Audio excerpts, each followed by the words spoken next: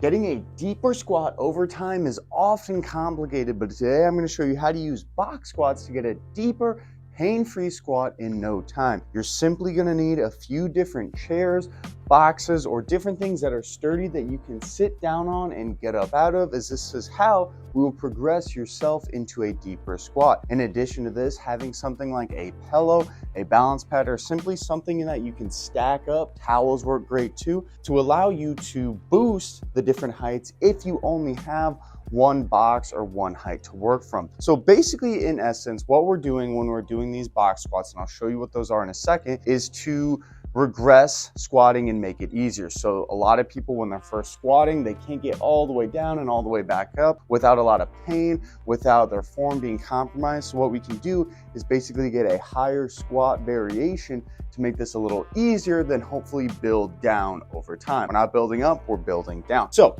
for starters, I'm going to do a basic box squat on this box. And again, pick anything in your house that works. This is just literally a box that I have in my home gym. And then all you're gonna do is sit in front of it like so. And then you're just gonna get down, basically acting like you're sitting down in a chair, but I'm not flopping down, okay? I'm controlling the movement. I'm only really touching it for just a second. Most of my weight is still in my legs and I'm coming back up. You can add a balance pad to it as well. This is going to boost it up a little bit further, so it's a little bit easier on your legs. But still, as I say it, easy is a relative term. This may be easy for me, but for somebody who has some leg mobility issues, this might be a little more difficult. Over time, of course, once this becomes easy for you, you can take out that balance pad. You can still do those same exact movements.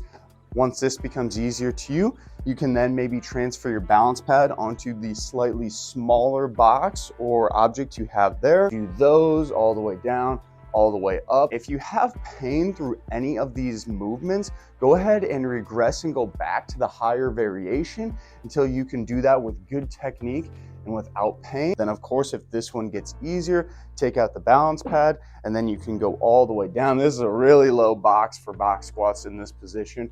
And then once you get comfortable with the balance aspect and feel like you can do it, over time, then you can start to try to go all the way down without holding on to anything. This is the balance aspect, going down and up. Naturally, when you are doing box squats, you're gonna be kind of sitting back more in your heels. So the first time you do a normal squat like this, like a bodyweight squat, for example, you might feel like, whoa, you're gonna go backwards. So just realize that before you do a normal bodyweight squat, you might even wanna hold on to something to make it a little bit easier for yourself. When doing all of these variations and you're working towards a deep squat, don't overdo it. I would recommend about 3 to 4 times a week, doing 2 to 3 sets of 10 repetitions for your specific mode. So if you are just starting out with, say, a normal box, you're gonna do 1 set of 10, rest, do another set of 10, 3 times through.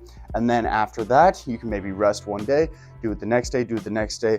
And seriously, just dedicating 1 month, maybe even 2 months to this, be able to get deeper in your squat without pain, better mobility in your entire lower body. That's all it takes.